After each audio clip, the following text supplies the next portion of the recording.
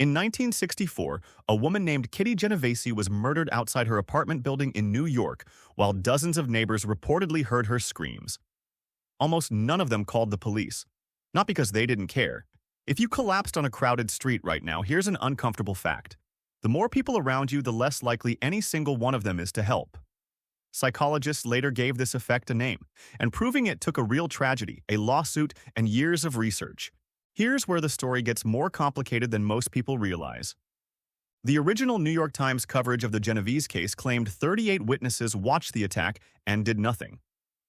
That specific number became legendary, cited in psychology textbooks for decades. Later investigations found the reporting was significantly exaggerated. Many people heard only brief sounds, some did call for help, and the number of people who had a clear view of the actual attack was far smaller than 38. The case became less a perfect real-world experiment and more a media-amplified tragedy. But here's what's genuinely strange. Even though the specific details of the Genovese case were overstated, the psychological phenomenon it inspired turned out to be completely real, and researchers proved it almost immediately. In 1968, psychologists John Darley and Bibb Latané, both at Columbia University, ran an experiment specifically designed to test this. They put participants in separate rooms, believing they were part of a group discussion happening over an intercom system. During the discussion, one participant, actually an actor, would fake a seizure, audibly struggling and asking for help. Here's the mechanism they uncovered. When participants believed they were the only other person who could hear the emergency, 85% of them left the room to get help. But when participants believed 4 other people could also hear the same emergency, that number dropped to 31%. Same emergency, same sounds of distress. The only variable that changed was how many other people participants believed were also listening. So why does more witnesses mean less help? Darley and Latané identified 2 specific psychological mechanisms working together. The first is called diffusion of responsibility. When you're the only witness, 100% of the responsibility to act sits on you.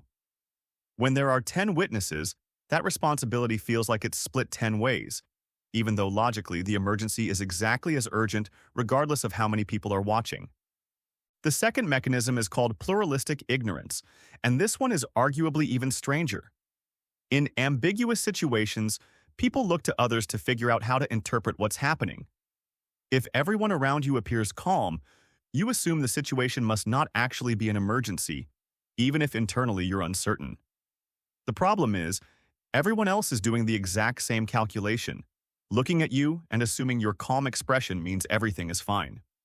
A room full of people can end up collectively convinced nothing is wrong, purely because no single person wants to be the one who overreacts. This explains a genuinely bizarre detail found in real bystander cases. Witnesses often report afterward that they assumed someone else must have already called for help, specifically because so many other people were also present. Researchers have replicated this effect across dozens of studies since 1968, in situations ranging from staged medical emergencies to smoke filling a waiting room to reports of theft in a store. The pattern holds remarkably consistently. Larger groups of bystanders correlate with lower rates of individual intervention and faster response times when someone does eventually act. Here's the part that should genuinely concern you, because it's not limited to dramatic street emergencies. The bystander effect has been documented in workplace settings where employees notice unethical or unsafe behavior, but assume a manager or colleague will report it. It's been documented in online contexts where people witness cyberbullying or harassment in group chats and assume someone else, someone with more authority or a closer relationship to the situation, will intervene. Some researchers have even studied it in medical settings, examining why hospital staff sometimes fail to quickly report visible errors when multiple colleagues are present. The pattern is the same everywhere it shows up. It's never really about apathy. It's about diffused responsibility and social calibration happening automatically, outside conscious awareness, in any situation with ambiguity and multiple witnesses. So is there anything that actually breaks the effect? Yes, and this is where the research becomes genuinely useful rather than just unsettling.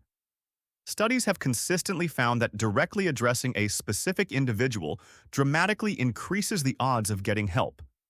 Instead of shouting, "Someone help me," which allows diffusion of responsibility to kick in immediately, directing a specific request at a specific person, pointing at someone and saying, "You, in the blue jacket, call 911," collapses the ambiguity instantly.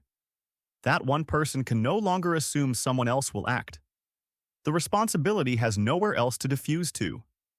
This single finding has become standard advice in emergency response and CPR training programs around the world, precisely because the underlying psychology has been tested and confirmed repeatedly since Darley and Latané's original research. There's also something worth understanding about pluralistic ignorance specifically, because it relies on people misreading each other's calm exteriors as genuine calm, breaking that illusion, being the first person to visibly react, to look concerned, to ask, "Is everyone okay?"